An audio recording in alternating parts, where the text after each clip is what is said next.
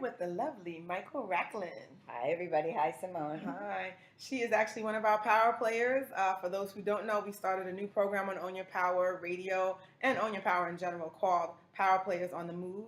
And what we're doing is highlighting entrepreneurs who are helping other entrepreneurs. And you've been in the business for about almost 30 years. At least, yeah. Helping people worldwide. And I want to first find out, where did you get started at? I know you said you're from New York, lived in New York. Yeah, I went to school in the Midwest. I grew up in the Midwest. I Okay. went to school in St. Paul. I was working in Chicago. And with a bachelor's degree in English literature, went to night school to learn how to be a coder.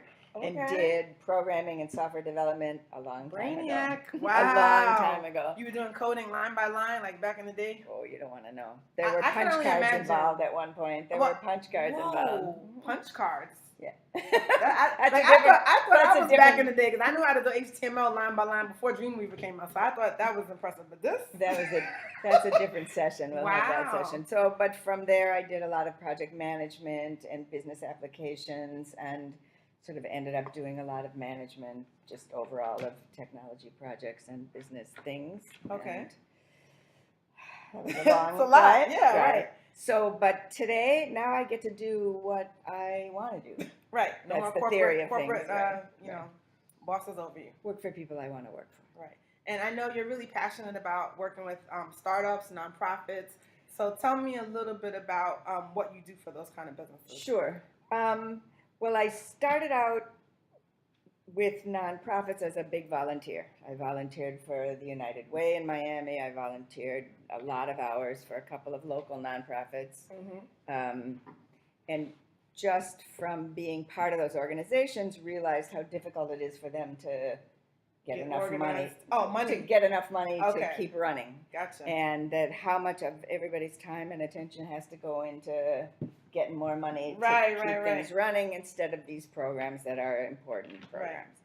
So that really led me to say, well, I know how to write, I should learn how to write grants. So that really led me into trying to make a business out of doing things that will help nonprofits get more resources.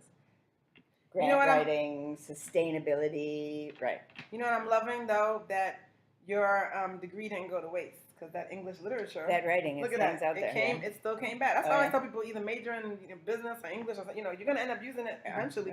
Yeah. So, give me a couple of names of some nonprofits that you've worked with down here. Well, I already know Big Blue and You raves about you. There you go. We can Michelle talk about the Big Blue and Danielle Washington. Those are my people, but they rave about you. So we can talk about the Big Blue and You. Tell me what you've done. Well, so Big Blue and You in particular, I helped Michelle and Danny do a couple of important grant proposals. Mm-hmm. One we won, one we didn't get everything we asked for. Okay, well, one we made a new friend, and we'll keep talking to him later. So, we made a good start, and now we're kind of working on some ongoing ways to, bring funds to the organization from grants or, let's say, other sort of sustainability strategies, other ways of getting in funds.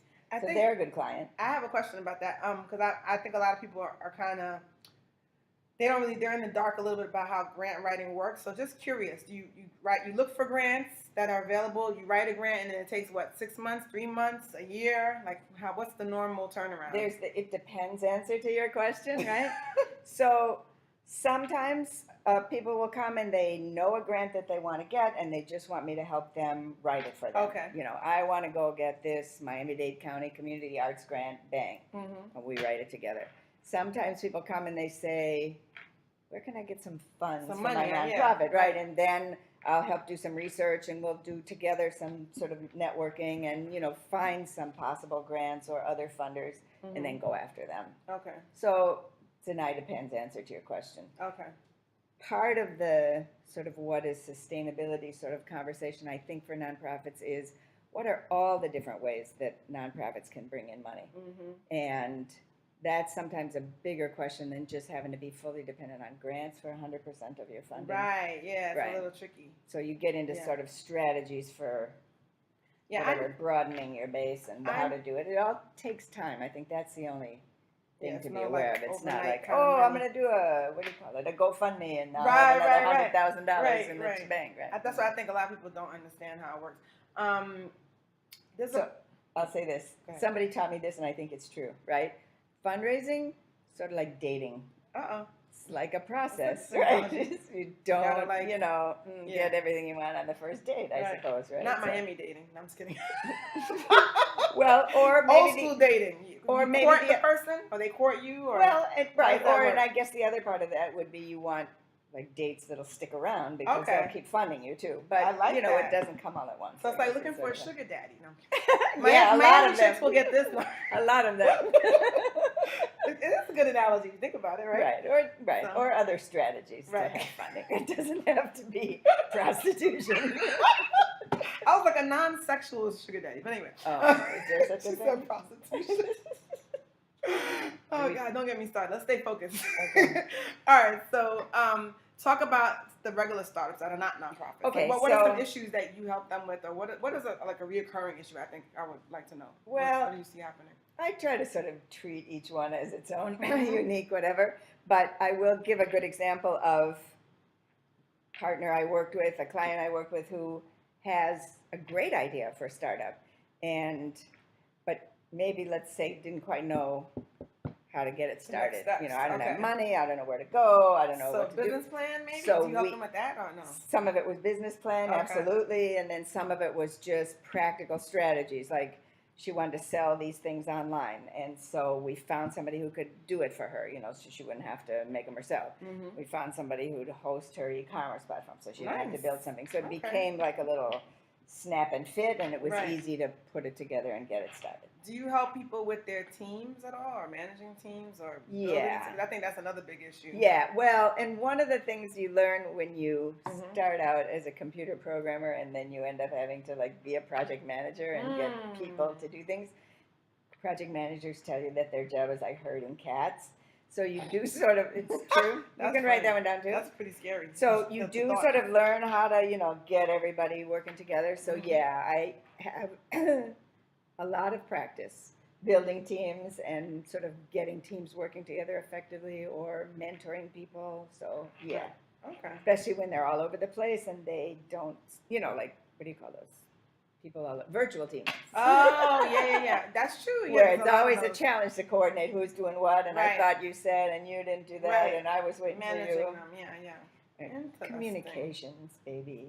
Right. So what's, I guess, one of the fun things that you love doing related to business? Like what's really exciting for you with new projects? Well, I love a project when it succeeds, right?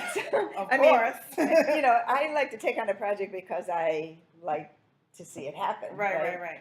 I'm a pretty results-oriented sort of person. So, I like when I worked with the Big Blue and You, they had their big festival, Artsy. Mm-hmm. So, give them a little plug. Tell people what Big Blue and You is, because since a lot of people might not know. Well, the Big Blue and You is a local Miami nonprofit who focuses on marine environment and art and young people. So their signature event is Artsy, where they have, it's amazing.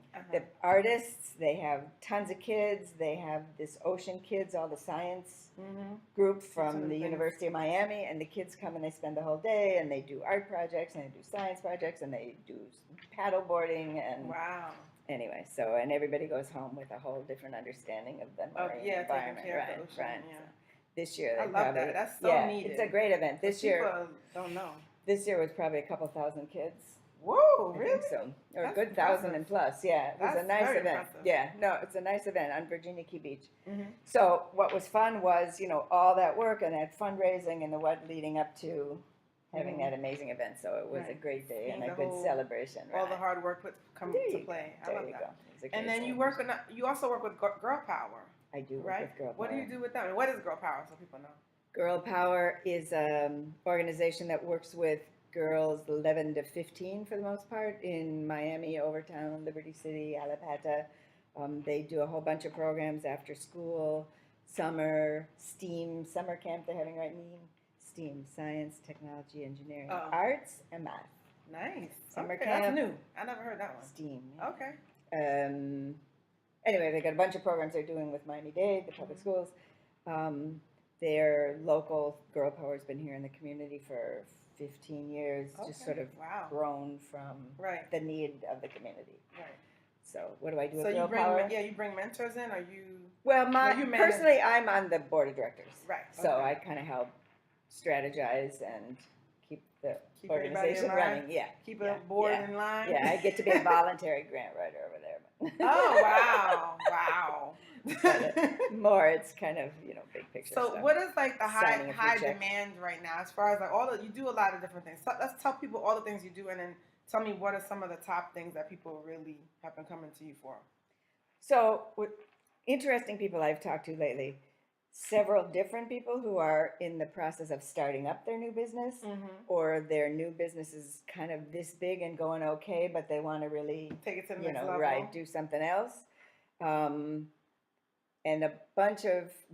several, and some very interesting local nonprofits who are, again, at different stages of, just needing a grant written or trying to put together a bigger strategy for kind of an ongoing funding and sustainability kind of plan. So, okay.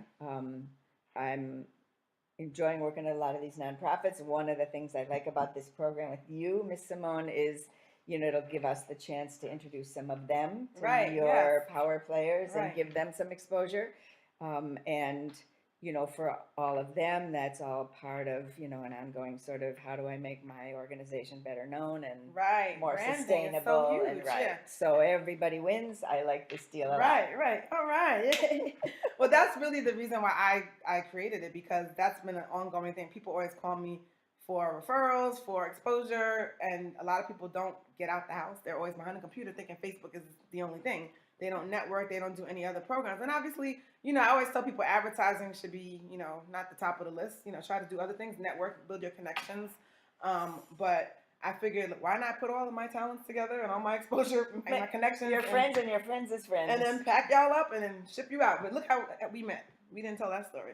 Ooh. So for those who don't know, we met at a holistic chamber of commerce a couple years ago. In the morning speed networking. It was at the morning. I was hosting a give and take networking event. And for those who have been to people know they come to my networking events, they're going to network, and I'm going to make sure that they leave with contacts, and they're going to have you have fun though. That's when I fell in love with you.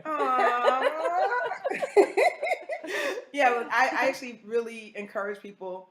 Like as she said, to network, but I make it fun, So, but one of the things that happened is that same day that we met, we had a opening for a position in a radio show slot, and the person backed out at the last minute. And she said she would love to do it, and even though she was a little nervous because she never did radio before. No, I didn't say I would love to do it. Oh, really? We were at this table saying, what things do you need to do to whatever that you don't want to do? And I said, I don't want to do public relations. So Simone said, okay. And so Simone said, okay, good, come on my radio show. Really? That's fun. Yeah, I think it was like perfect timing. So. Anyway, she did the show. She rocked it. She was nervous. I don't know. Even this, she's acting like she's nervous. She's not nervous. She's fine. But this is the thing. You got to get out there, people. Like whatever kind of business you have to connect, right? You have to meet people. I'm getting goosebumps just saying this because it's a lot of people don't realize. I used to be terrified to do public speaking. Nobody believes me. I used to shake in my boots, like my knees would be. You don't believe me? No. I'm serious. I would still be lively and fun, but I would be nervous. Like I'll be like shaking, but nobody would know. But I got the practice, and the more you do it, the more you do it, the more people know you. And the thing about Michael that I really love is that she's very well known. People know her. They know her work. But a lot of people might not know what she looks like because she's hiding behind the scenes, right? That's right. So that's why we did this. Power player. So thank you so much for being a power player. We're going to be sharing some tips and more things about you as the months progress. But we want to introducing some of our some of your nonprofits. Mm-hmm. And but in the meantime, I know you have a nice little special you're going to offer people when they call in. I'll give you a special. And can I say this? If people want questions or things they want us to talk about on some other shows, that's a great idea. Send them into Simone, and we'll answer your questions. Exactly. So what are we going to do for special? Okay, we're going to do like a 30-minute online assessment. I'll send you a questionnaire. You'll tell me some things that you really want to focus on, and we'll do a 30-minute free advice. Kind of like test her out a little bit. Free advice. And then complimentary advice. And then after that, she'll take it up a notch. Right. Well, that'll give us enough to know. Then she cracks out the whip. No. That'll give us enough to know if we want to spend more Work time together and get something else done. Right. There you go. If not, we'll have fun for half an hour. Right. I love it. There you go. So thank you. And power players to be, this is a great opportunity for you as well. So if you're interested in learning more about it, just call me at 877-545-7352. Tell us your website, your phone number, and my stuff. Okay. So the website is all spelled out, mdrmanagementconsulting.com. My Twitter, I need more friends on Twitter, is at mdrconsults. What else I follow want to her. Phone number? 305. Oh, I forgot my phone number. Do this one, 786-367-1237. Say it one more time. 786-367-1237, or you can email me, mdr@mdrmanagementconsulting.com. Wonderful. Well, thanks again. You did amazing. Give her a hand, everybody. All because of Simone. Yay. So you can sign up to Simone. Thank you. All right, guys. Until next time, own your power. Remember, anything you want is attainable.